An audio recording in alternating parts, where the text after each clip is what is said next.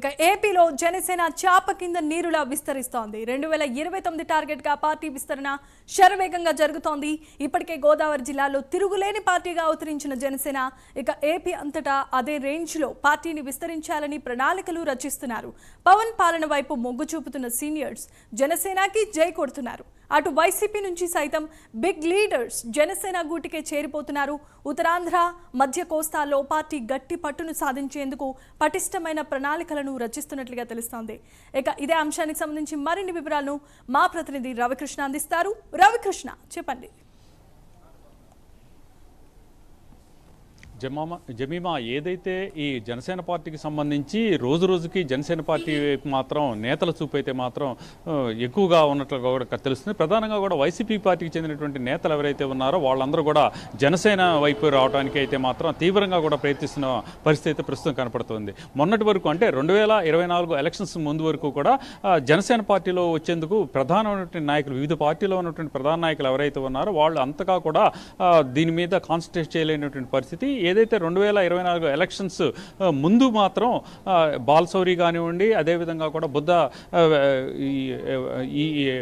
మండవ బుద్ధప్రసాద్ కానివ్వండి, వీళ్ళందరూ కూడా పార్టీలోకి రావటం, వచ్చిన తర్వాత వీళ్ళు మొత్తం ఏదైతే 21 సీట్లు 21 సీట్లు గెలవటం, అంటే స్ట్రైక్ రేట్ 100 స్ట్రైక్ రేట్తో రావడంతో ఒక్కసారిగా కూడా జనసేనకు సంబంధించి జనసేన ఏ విధంగా ప్రజల్లోకి వెళ్ళింది, ప్రజలు ఏ విధంగా రిసీవ్ చేసుకుంటున్నారు అనే దాని మీద మాత్రం పూర్తి స్థాయిలో కూడా వివిధ పార్టీల్లో చర్చ అయితే జరిగింది. అది ఒక్క పార్టీలను కాదు, అన్ని పార్టీల్లో కూడా చర్చ జరిగినటువంటి పరిస్థితి అయితే కనపడింది. తర్వాత మొత్తం కూడా ఈ 170 సీట్లకి 11 సీట్లు మాత్రమే సాధించినటువంటి వైసీపీ ఏదైతే ఉందో, అది వైసీపీ పార్టీకి సంబంధించినటువంటి ప్రధాన నాయకులు ఎవరైతే ఉన్నారో వాళ్ళందరూ కూడా జనసేన వైపే తమ చూపునైతే ప్రధానంగా కూడా ఉన్నట్లుగా కూడా తెలుస్తుంది. దీనికి సంబంధించి ఏమిటంటే భవిష్యత్తు అనేది జనసేన పార్టీకే ఉంది, ఇక వైసీపీలో ఉన్నట్లయితే మాత్రం మునిగే నావలో ఉన్నట్లే అన్నటువంటి భావనకు వాళ్ళు వచ్చేసినటువంటి పరిస్థితి అయితే కనపడుతుంది. దీనికి సంబంధించే మొన్నటి వరకు కూడా కేవలం ఏదైతే ఈ జిల్లాలు ఏవైతే ఉన్నాయో, తూర్పుగోదావరి కానీ పశ్చిమ గోదావరి ఉమ్మడి ఈ జిల్లాలు ఏవైతే ఉన్నాయో, ఈ ఉమ్మడి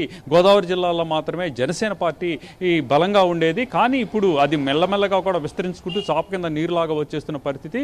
ఈ కృష్ణా జిల్లాలో కనుక చూసుకున్నట్లయితే మాత్రం ఈయన సామినేని ఉదయభాను పార్టీలోకి రావటం, అదేవిధంగా కూడా వివిధ నాయకులు ఎవరైతే ఉన్నారో వాళ్ళందరూ కూడా పార్టీలోకి వచ్చేందుకు ప్రధానంగా కూడా ఈ ద్వితీయ శ్రేణి నాయకులు అయితే మాత్రం పార్టీ వైపు చూస్తున్నారు. అదేవిధంగా కూడా కొంతమంది అయితే పార్టీలో కూడా జాయిన్ అవుతున్నారు. కానీ ప్రధానమైనటువంటి నాయకులను జాయిన్ చేసుకునే పరిస్థితిలో మాత్రం కంపల్సరీగా కూడా వాళ్ళ గతంలో ఉన్నటువంటి ట్రాక్ రికార్డు ఆధారంగానే చేర్చుకునేటువంటి పరిస్థితి అయితే ప్రస్తుతం కనపడుతుంది. దీనికి సంబంధించి వాళ్ళైతే మాత్రం కొంతమంది నాయకులు పార్టీలో జాయిన్ కావాలని వచ్చినప్పటికీ కూడా అక్కడ వాళ్ళకున్న ట్రాక్ రికార్డు ఆధారంగా వాళ్ళని ఫెయిల్ అయినటువంటి పరిస్థితుల్లో వాళ్ళని తిప్పి పంపించినట్లుగా కూడా తెలుస్తుంది. దీని నేపథ్యంలోనే ప్రజెంట్ అయితే మాత్రం ఇక్కడ గుంటూరు జిల్లాలో కానివ్వండి, ప్రకాశం జిల్లాలో కానివ్వండి, గుంటూరు జిల్లాకు సంబంధించి ఏదైతే గతంలో వైసీపీకి సంబంధించి వైసీపీ జిల్లా నాయకుడిగా చేసినటువంటి ఎవరైతే ఈయన కిలారి వెంకటరోసి ఉన్నారో, కిలారి వెంకటరోసి పార్టీలోకి చేరారు. అదేవిధంగా కూడా ప్రకాశం జిల్లాకు సంబంధించి బాలినేని శ్రీనివాసరెడ్డి కూడా పార్టీలోకి రావడంతో ఒక్కసారిగా కూడా అంటే